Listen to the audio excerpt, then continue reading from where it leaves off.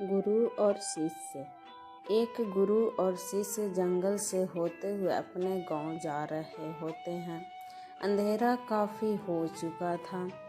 शिष्य ने अपने गुरु से कहा कि गुरुजी, काफ़ी रात हो चुकी है, अगर आप कहें तो आज की रात यहीं आसपास के किसी गांव में गुजार लें।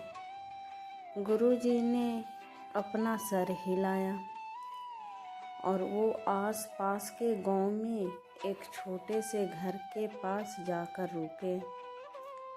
अब जैसे ही वहां गए तो गुरुजी के शिष्य ने दरवाज़ा ठकठकाया।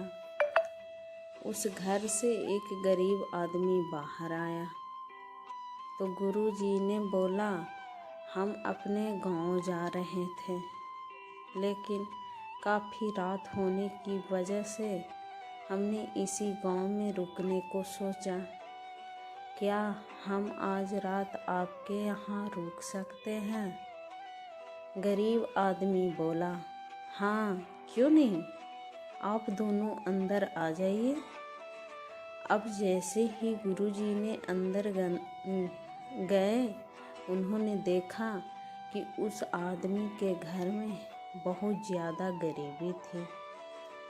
गुरुजी ने उससे पूछा कि आप काम क्या करते हो?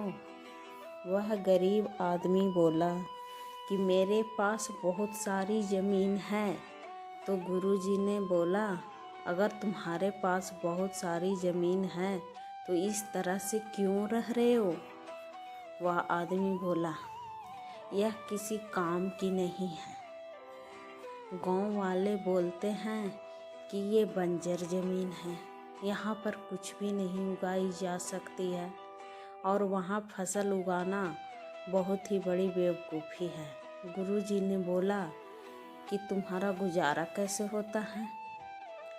उसने बोला कि मेरे पास एक भैंस है जिससे मेरा पूरा घर चलता है। ये सुनने के बाद गुरुजी सो जाते हैं और रात में जब सब लोग सो रहे होते हैं तब गुरुजी ने अपने शिष्य को उठाते हैं और उस गरीब आदमी की भैंस लेकर अपने गांव चले जाते हैं।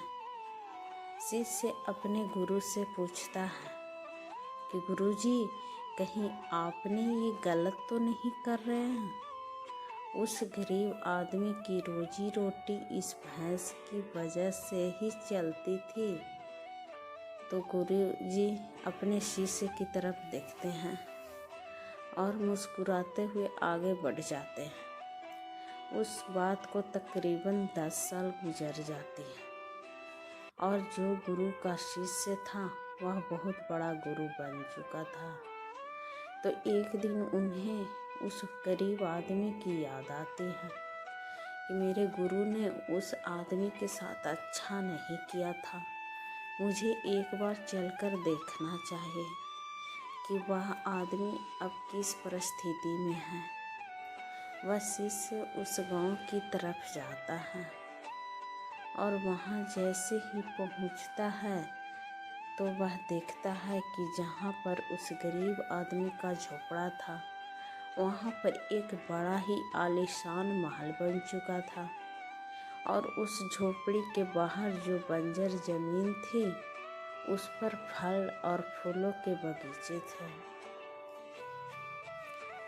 तभी उधर से उस घर का मालिक आता है। शिष्य उसे पहचान लेता है और उस आदमी को बोलता है कि तुमने मुझे पहचाना? मैं अपने गुरुजी के साथ आया था। हमने एक रात के लिए आपके यहाँ रुके भी थे। वह आदमी उसे पहचान लेता है और बोलता है कि मैं उस रात में आप कहाँ चले गए थे? और उस रात के बाद ही मेरी भैंस कहीं चली गई थी। मेरे पास कोई रास्ता नहीं था तो मैंने अपनी ज़मीन पर मेहनत की और फसल निकल आई और आज मैं इस गांव का सबसे बड़ा और सबसे अमीर आदमी बन चुका हूँ। ये सुनने के बाद शिष्य की आंखों में अपने गुरु जी के लिए आंसू आ गए और उसे ये बात अब समझ आई और वो रोने लगा। इस कहानी से हमें ये सीख मिलती है कि हमारे अंदर ऐसी बहुत सी टैलेंट छुपी हुई है, लेकिन हमें कोई ना कोई चीज़ रुका कर रखी है। वो आपके फैमिली वाले भी हो सकते हैं, आपको जॉब भी हो सकती है, कुछ और भी हो सकता है। देखिए, आपके पास भी भैंस की जैसी कोई दूसरी चीज़ तो नहीं जिससे आपको आगे बढ़ने से रोक कर रखा है। धन्यवाद। ऐसी और कहानी सुनने के लिए हमारे चैनल को सब्सक्राइब करें, वीडियो को लाइक